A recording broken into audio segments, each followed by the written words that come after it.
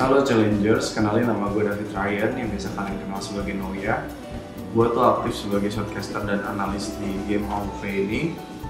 Dan tujuan gue untuk bikin video ini adalah gue pengen nge-share ilmu-ilmu yang gue punya setelah sekian lama gue bermain AoV dan role gue sebagai observer, dan gue bakal ngebahas beberapa match yang penting. Dan karena menurut gue kayak kalau misalnya gue nge-share cuman pada saat gue nge-showcase atau pada saat gue analis, kayak nggak terlalu banyak yang bisa gue tuangin ke kalian.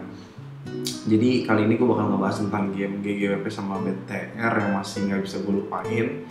Game ini adalah game yang menurut gue kayak cukup mengejutkan sih. BTR, tim yang gue idolain itu kalah 2-0. Jadi tanpa lama-lama lagi, biar nggak buang kotak, kita langsung masuk aja ke game ya. Nah, di sini kita lihat ya pick-pickannya dari Bigetron sendiri itu ada Timmy di pertama dan ada Superman. Ini pick klasik banget, dan yang mempengaruhi satu game itu dengan band 2 kayak gini adalah band keduanya. Bigetron ngeband Malok dan GGWP ngeband Max, dan membuat mereka bisa menggunakan Lindis di akhir picknya. Jadi Bigetron nggak mau ngelawan Malok, akhirnya mereka ngambil pilihannya itu adalah Seniel dan Wonder Woman untuk ditaruh di Abyssal Lane. Jadi mereka memutuskan untuk ngambil Seniel. Keuntungan untuk mereka adalah mereka punya hero global. Dan untuk GGWP sendiri, karena sisanya tinggal Wonder Woman, mereka ngambil Wonder Woman dan mereka memutuskan untuk main di early dengan memilih Tulen, dibalas dengan pick dari Preita sama Ryoma. Jadi sebenarnya gini, kalau misalnya gue ngebahas satu drafting satu tim, menurut gue tuh nggak ada yang benar, nggak ada yang salah. Yang ada tuh cuman good draft atau bad draft doang. Karena menurut gue kayak drafting yang mereka ambil itu sebenarnya yang dipengaruhi itu adalah urutan ngepicknya, karena responnya bakal berbeda kalau mereka ngepick hero ini duluan atau hero itu duluan. Yang gue sayangkan di sini di Bigetron adalah mereka udah ngepick Tulen, tapi kenapa langsung ngerush untuk ngepick Preita? Menurut gue lebih baik untuk mungkin ngepick Alice-nya dulu, jadi Alice Ryoma, dan agar bisa menaruh si Seniela di DS Lane. Tapi mungkin Bigetron punya plan sendiri, mereka udah latihan dengan Seniela di Ops, dan itu gue nggak bisa otak-atik, dan gue nggak bisa bilang itu salah atau benar. Cuman yang gue mesti highlight di sini adalah GGWP akan bermain early game dengan pick yang mereka punya. Mereka punya burst damage yang tinggi, mereka punya durability, mereka punya burst damage, mereka juga punya continuous DPS, damage per second juga tinggi dari Lindis. Sedangkan dari Bigetron sendiri punya beberapa hero scaling, contohnya Lubu dan Zephyr yang ditaruh di Abyssal dan DS Lane. Jadi kita langsung aja masuk ke gamenya, kita play. Oke, ini gue skip biar cepet. Oke, mereka udah mulai bergerak nih. Nah, di sini terjadi maka mau mencoba untuk nge-kill Bifrost yang ada offside, dan dengan kombinasi Timola menggunakan flicker di Senielnya, damage itu sangat sakit banget dan bisa engage langsung. Ternyata tapi Bifrost nggak mati, padahal setelah gue lihat-lihat lagi berulang kali, pembuangan skill dari Bigetron ini nggak ada yang miss gitu loh. Yang gue sayangkan adalah Bigetron mau menyapu bersih semua jungle dari GGWP. Padahal karena Zephys-nya udah duluan ngambil creep, karena nggak ikut war tadi, harusnya mereka bisa ngejepit susu gajahnya menurut gua. Tapi mungkin nggak diambil karena mereka punya pikiran yang berbeda. Gue juga nggak ngerti kenapa. Lebih mungkin karena ke arah mereka mau kontrol creep-nya dari GGWP jadinya ya. Jadi dengan ngabisin semua jungle yang ada di kanan itu, mereka pergerakannya si Lindis itu mau nggak mau akan bergerak ke atas gitu loh. Kalau misal, jadi lebih menjauh dari Abyssal gitu. Karena mereka juga bakal nanggung nih kan, di bawah udah nggak ada creep, mereka akhirnya move-nya juga paling cuma nunggu di naga kecil. Sedangkan Ryomanya masih dapat creep lebih banyak, jadi menang beberapa creep dibanding GGWP yang cuma berhasil ngambil buff biru doang. Tapi ini juga yang lucunya adalah si Sujai ini nggak dapat biru, jadi yang ngambil birunya itu adalah si Meteor. Tapi dia dapat naga kecil makanya di level 4. Nah di sini menurut gua kurang ada salah komunikasi, mungkin dia nge-start Abyssal tanpa Ryoma di depan, jadinya Abissalnya tuh darahnya masih setengah gitu loh waktu di fightin. Nah oke, dan di sini kita lihat, kita analisis sedikit. Di sini tuh kondisinya adalah Aldi udah masuk ke war. Kalau bisa kita lihat di sini Aldi posisinya udah masuk, dan yang mendapatkan Abyssal Dragon itu adalah si Lindis, yang memang jadi keuntungan buat GGWP karena mereka pick Archer, dan seharusnya itu dengan draft kayak begini Bigetron itu harusnya nunggu Archernya untuk Archernya ngebuka posisi dia baru dihajar balik. Tapi GGWP tadi Bigetron mencoba untuk mengambil Abyssal duluan tapi gagal, dan akhirnya kondisinya Suja, Wyfrost, dan Mitir dan Aldi punya level 4 duluan. Yang tadinya cuma Suja dan Mitir, sekarang ada Wyfrost dan Aldi yang punya level 4. Sedangkan di pihak GGWP yang punya level 4 cuma Bai. Itu. Sedangkan kehadiran Seniel sendiri itu kalau di level 2 itu masih belum berpengaruh. Nah, di sini posisi dari Wonder Woman bagus banget, dia sejajar kayak gini, dan Mitir juga gini, dan Mitir juga di sampingnya maksudnya, dan mereka bener-bener satu lane nih, ada bayangannya Wonder Woman, ultinya, dan akhirnya mereka kena 4-4-nya, dan disitu Aldi langsung masuk dan ngabisin 2 hero. Bener-bener burst damage-nya bagus banget dari Aldi, move-nya juga bener, dan akhirnya Temola harus mati di situ juga. Jadi 3-0 dan gold tier-nya 1500. Nah, yang paling berpengaruh dari kematian 3 ini adalah mereka tuh jadi, pertama, laner mereka itu dua-duanya jadi lebih kaya dan lebih menang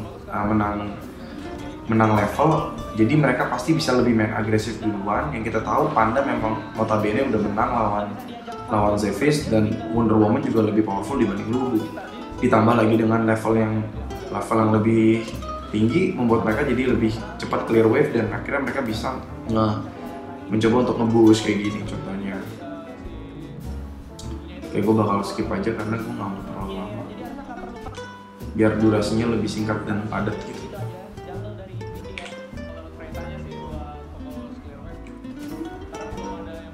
Nah oke, mereka mulai mencoba untuk clear creep ya, mereka membantu clear atas. Kalau untuk Glitter sendiri mereka nge-clear bawah karena mereka mau lagi-lagi mau nge-secure Abyssal. Nah, Abyssal udah mau up kan. Oke, nah di sini pergerakannya dari Alice, si Bastes ini hampir keciduk nih. Nah, barusan aja si Bai ngebuang Pinwheel ke depan untuk ngejar Bastes. Yang benar-benar investasi semuanya. Ibaratnya kan si Bai ini kan nggak make flicker, jadi dia buang semua skill kaburnya, dan akhirnya Bastes nggak mati di situ, akhirnya malah dia yang mati. Itu kesalahan sih menurut gua. Dan akhirnya dibuka sama Wyfrost, mau dicoba kabur, udah kolek kabur dari timur, tapi gua nggak ngerti nih, AG harusnya bisa balik ke arah sini, ke arah bawah, tapi dia malah buka Conqueror dan berantem. Padahal dia masih ada skill 1 tuh, 1, 2, 3, tapi malah jadi mati, sayang banget. Dan akhirnya mereka bunuh 2 dan akhirnya dapat Abyssal juga. Benar-benar disayangkan sih menurut gue. Dan akhirnya Lite ini udah mulai makin jauh nih, dan mereka udah mulai ngeberani karena Bai tadi mati, mereka bisa ngambil red. Cuman memang jagonya Bai, akhirnya di steal lagi rednya, tetap ambil, dan nggak terlalu bonyok lah ibaratnya karena masih sama-sama megang bal. Emang sih nggak ada mikro yang terlalu jelek, cuman menurut gue kayak lebih ke eksekusi aja sih yang mungkin lagi down kali di tier, atau mungkin nervous demam panggung, gue juga nggak ngerti. Cuman harusnya memang nggak kalah sih, dua-duanya skillnya memang seimbang menurut gue karena mereka ada di top 4 sekarang. Tuh. Oke, nah ini mereka nyoba engage balik karena udah dapat tawaran. Dah kita lihat di situ. Jadi sebenarnya itu si Bai, kalau misalnya kita ulang, oke kita ulang. Nah, Bai itu di sini mau coba membunuh Mitir, dia muter pakai Pinwheel terus di skill 2 dan akhirnya di ulti itu di situ mati. Cuman memang Bastes jago banget tuh Dia nge-stun di bulatan merah ini, dia kena langsung 2 orang. Dan posisi Aldi tuh udah siap gitu loh, dia nggak nafsu dan dia simpan ultinya buat war kayak begini. Emang dia nunggu untuk ngabisin hero yang lembek-lembek kayak Ryoma, kayak Preita, dan dia nungguin kayak gitu. Bener-bener Aldi di sini on fire banget mainnya. Gue juga nggak ngerti, bagus banget. Mungkin karena kepengaruh game pertama ya. Nah, untuk yang di AG sendiri di bawah itu mati karena dia adu tampol dan dia kena tarik sama kena ultinya. Kalau kita lihat, kalau misalnya nanti lu perhatiin, ultinya ini tadinya tuh ada, terus tiba-tiba hilang. Jadi udah kepake ultinya buat ngebunuh si AG. Gitu. Dan di sini udah memang gold itu juga udah makin tinggi ya. Dan AoV bukan masalah di gold itu doang, tapi dari level ini level 8, 8, 8, 7, 7, sedangkan yang kanan udah ada yang 11, ada yang 10, paling kecilnya 8 gitu. Alice yang sebagai observer lebih tinggi daripada semua pemain Bigetron. Itu udah lumayan susah sih comebacknya menurut gue. Dan gold lead segini tuh udah, mesti ngandelinnya mereka mesti salah gitu. Ngandelin musuh untuk bikin kesalahan sih, dan mainnya harus lebih sabar. Dan mereka akhirnya ngambil abyssal ketiga. Gold leadnya udah hampir 7.000, 6.000 lah, 6.500. Nah, di sini Alice keciduk bagus banget, gerakan dari Bigetron memang ketangkep Alice-nya. Akhirnya karena mereka tahu informasi nih, oh Zephys-nya di atas, Ryoma juga di atas, dan ada kosong tengah, dan mereka akhirnya nge-clear tengah dulu dan mereka coba ngambil posisi di bawah. Jadi keuntungan dari nge-clear duluan ini lah mereka bisa nge-boost kayak gini. Nah, tim Mono udah ngeliat nih, si Wyvern sudah masuk ke jungle ya, udah ke boost ini, makanya dia bisa nge-charge ke situ kan. Dan gue gak ngerti kenapa AG tadi nggak bergerak mundur. Apakah itu mungkin call-nya bait kali ya atau gimana, gue juga nggak paham, karena lebih baik mundur daripada dilawan karena lagi kondisinya networknya kalah jauh gitu loh. Dan akhirnya dilawan, dia buka conqueror-nya, karena di sini dia buka conqueror sih, gue juga berarti mikirnya kayak oh memang mungkin call-nya bait. Nah di sini Susugaja bagus banget, dia nggak nafsu ngejar AG, dia cuman positioning mundur jauh ke belakang untuk ngindarin Bai-Bai-nya udah pinwheel nih, gerakan dia udah bener, tapi Sujanya memang bagus. Akhirnya nggak ketangkap karena apa, jaraknya itu jarak skill 2-nya di ujung, ini dia udah nggak bakal kena, paling kena tuh pasti di sini. Dan akhirnya dikurung sama si Alice, begitu dia nggak bisa kabur baru ditabokin.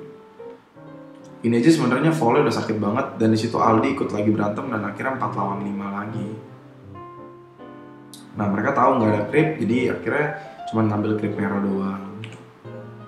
Akhirnya nge-clear tengah, nggak bisa di-defend karena 2 orang mati. Akhirnya mereka dapat tengahnya hancur. Ini gue skip aja biar cepet. Biar nggak buang kota, Challengers mendingan dipakai buat latihan. Jadi gue bakal ngebahas yang penting-penting aja sih sebenarnya. Nah, ini kan akhirnya Aldi di atas dan mereka udah ngumpul, terus mereka mulai untuk nunggu creep. Mereka nunggu creep masuk, dan biasanya Alice ini bakal clear mid dulu, maksa mereka untuk defend mid, dan ini akan maju terus buat buat ngasih tahu vision doang. Oke, nah kan udah tuh jagain kan, ngambil lahan. Nah lahannya kan udah kepotong nih. Nah ini biasanya memang posisinya harus kayak gini untuk nge-push. Jadi lu bikin mereka tuh untuk ke pojok. Jadi kalau misalnya si bayinya mau nolongin Lubu, otomatis bayinya bonyok, digebukin sama Mitir, ada Bastas juga. Kalau misalnya Bings, jadi mereka harus muter ke dalam. Berarti kan telat kan? Creepnya udah masuk, tinggal digebukin aja towernya. Nah Lubunya sendiri pas mau pulang dibonyokin juga. Nih lihat nih. Oke, akhirnya dibuka di situ. Komitnya ke Lubunya mati, mereka dapat tower. Begitu mereka udah dapat kontrol tower bawah, mereka mulai bisa untuk nyisir ke tengah karena creep tengahnya masuk. Dengan Lubunya mati, jadinya kurang lagi kan 4 lawan 5 lagi. Dengan network kayak gini mereka udah bisa ngitung lah 10.000. Tinggal gebuk-gebukan aja, jaga posisi. Pokoknya kan main archer kalau udah leading itu udah gampang banget, kayak main violet terus udah leading nih, gulung tembak. Nah akhirnya mereka mencoba untuk nge-boost buat ngambil DS, ternyata BTR nggak kepancing, mereka tukar ke biru karena BTR juga udah tahu oh dia pasti DS. Dan pretty much gamenya sih udah kelar sih di sini karena udah terlalu susah buat comebacknya. Dan mereka tinggal segitigain atas lagi dan mereka udah lihat tuh udah ngambil posisi kayak gitu. Sementara bawahnya cuma di defend doang, clear, atasnya udah standby lagi. Dan kelemahannya Preyta sih menurut gue gampang banget ya, ini kalau udah kayak gini gampang banget disegitigain karena dia kan mesti diem kan, mesti ngecharge dulu tuh baru langsung dimajuin, begitu dia ngecharge langsung dimajuin kayak gitu. Akhirnya AG-nya bonyok, tapi creepnya memang sih, creepnya hancur tapi creep tengahnya masuk bekas yang tadi di push sama si Mitir. AG-nya pulang karena lagi bonyok. Di sini akhirnya udah memang kalah gold jauh, tinggal ditembak-tembak doang. Di zoning tadi pakai ultinya Alice, sebenarnya nggak terlalu berpengaruh banyak sih ultinya tadi. Kayak ya udah buat zoning aja, bukan buat nangkep gitu. Kayak cuman pengen misahin depan sama belakang. Karena slownya udah nyebelin banget sih kalau udah. Gue nggak tahu ini itemnya Frosty Revenge udah jadi apa belum. Tapi kalau Frosty Revenge udah jadi, wah parah banget. Tuh lihat damage-nya si Bifrost aja udah sakit banget dan dia tinggal di end doang.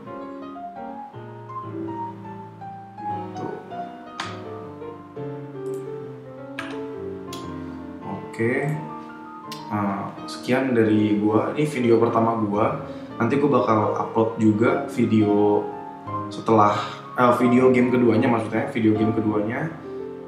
Dan gue cuman pengen bilang sih ke Temola, kayak kan gue juga dengar kayak Temola bakal jadi nge-coach. Gue juga pengen bilang ke BTR, tetap semangat, jangan putus asa. Terima kasih udah jadi panutan kita semua gitu. Kita belajar dari Bigetron TV banyak, termasuk gue yang orang yang nggak bisa main AoV sama sekali sampai bisa di tahap kayak gini bisa jadi analis. Itu berkat dia juga. Gue belajar banyak dari dia, belajar mekanik hero nya kayak gimana, karena gue bukan dari game yang mirip sama AoV. Game yang gue main itu beda jauh, dan makanya gue berharap walaupun dia jadi coach, keputusan dia itu yang terbaik, dan BTR pasti bakal lebih jago karena dia punya otak yang ke-6. Thank you for Bigetron, good luck for the next season. Dan gue juga bakal upload game analisa gue terhadap game yang kedua. Dan stay tune guys, ya gue butuh banget komen kalian, gue butuh banget komen, kritik, saran, apapun itu. Gue butuh banget biar gue bisa improve dan gue bisa membantu kalian dengan cara yang kalian mau. Kira-kira apa yang mesti ditambahin dan apa yang mesti dikurangin yang jelek-jeleknya. Tolong tulis di bawah, di kolom komen bawah, dan nanti gue kasih link IG gue juga di sebelah sini.